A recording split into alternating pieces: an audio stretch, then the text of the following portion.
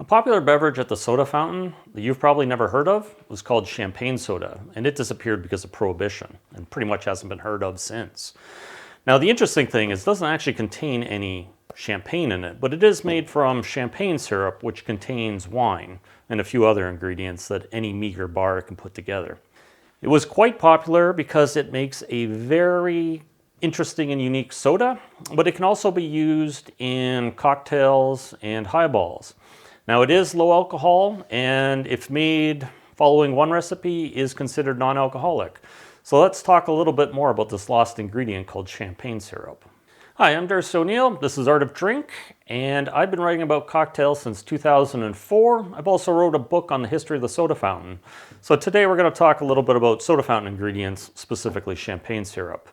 Now, this is a really easy syrup to make. It only requires 4 ingredients, and again, even a partially stocked bar can make it. The base of it is going to be simple syrup. Obviously, it is a syrup. But soda fountain syrups were made using 3 parts sugar to 2 parts water, and it's slightly thinner than the 2-to-1 simple syrup most people use, and I do recommend it because it will mix better. When you're mixing a really thick syrup in a glass, and you don't want to actually stir it when you make a soda because you'll release too much carbon dioxide, making the drink taste flat. So easier mixing is a better way to go. Now for this recipe, we're going to need about 475 milliliters of simple syrup. Now if you want a full explanation of all the different types of syrup, I've written an article, or I wrote an article about it, and I've also posted a video a couple weeks ago. So first, add your simple syrup. Now the next ingredient and the base flavor is wine. Now traditionally the old recipes called for Rhine wine, or basically German wines. Riesling fits the bill. And you're going to add an equal part of this to the simple syrup. Now you don't have to use Riesling. You can use any wine. If you want to be authentic, you can use Chardonnays and Pinots for your champagne syrup. But typically you want something that's quite acidic, because there is a lot of syrup in this, and it is a syrup. The acidity is going to help balance it out. Now if you find that you don't have enough acidity, you can get citric acid. It's quite cheap, and it will help balance out your flavor. If you're in a northern climate, you can use hybrid grapes. So this is a St. Pepin from Montreal. It works quite well. It's quite acidic. They do work well in this because the nuances of the grape flavor or the wine flavor aren't necessarily going to come through in this, but the wine flavor will, and the acidity is important. So for this, we're going to need 475 mils of wine, the same amount as the simple syrup. And basically, we're making roughly a liter of syrup.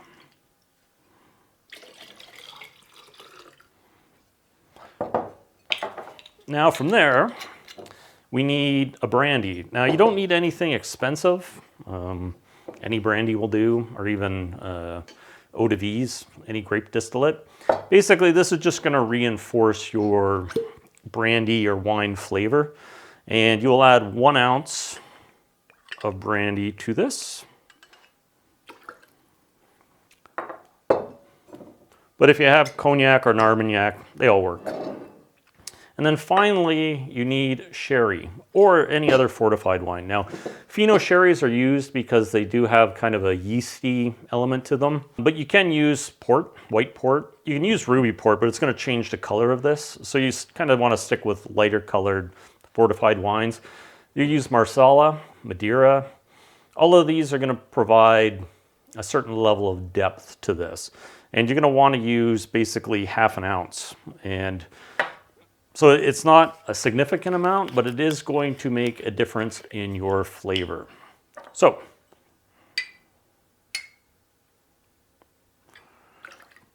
and if you want an interesting tip, if you want to make cheap wine taste aged, you basically take a little bit of aged sherry, give your glass a rinse, ditch the rest, then pour your wine in here. The aged element of the sherry will just give your wine a slightly aged flavor.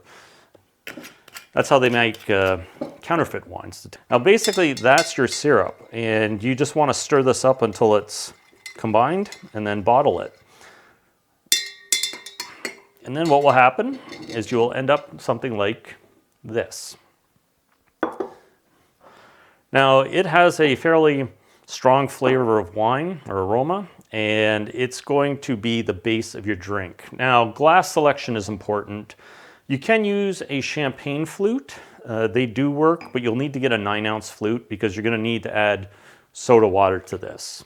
If the glass is too short, this is going to be too strong, though it may taste good, but that's something you're going to have to work with. But get the larger flutes. You can, at the soda fountain, they typically use a highball glass, and that's an 8-ounce highball glass. So use 1.5 ounces of syrup and then fill up to the 8-ounce or just below 7.5-ounce mark with soda water. For my purposes, I like a wine flute for this. It seems to be more authentic with the champagne. And so what we will do is we will add 1.5 ounces of the syrup.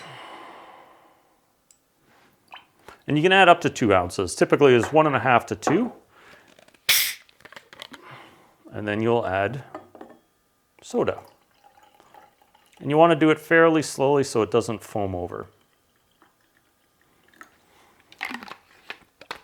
And that is champagne soda. Now, if you've used thinner syrup, it should mix fairly well, but if you need to, just give it a quick stir, and then that would be your champagne soda.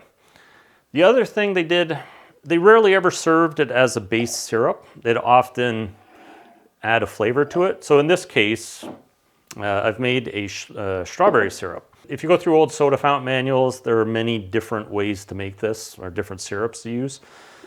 So when I make my strawberry syrup, I typically take 1 cup of strawberry juice and then add 1 cup of sugar. And it makes a fairly strong flavor, so you don't need to use a lot. But again, take your glass, add 1 ounce, maybe 1.25 if you want. Like that, and then you add your strawberry syrup, and again, 1/2 ounce to 1 ounce.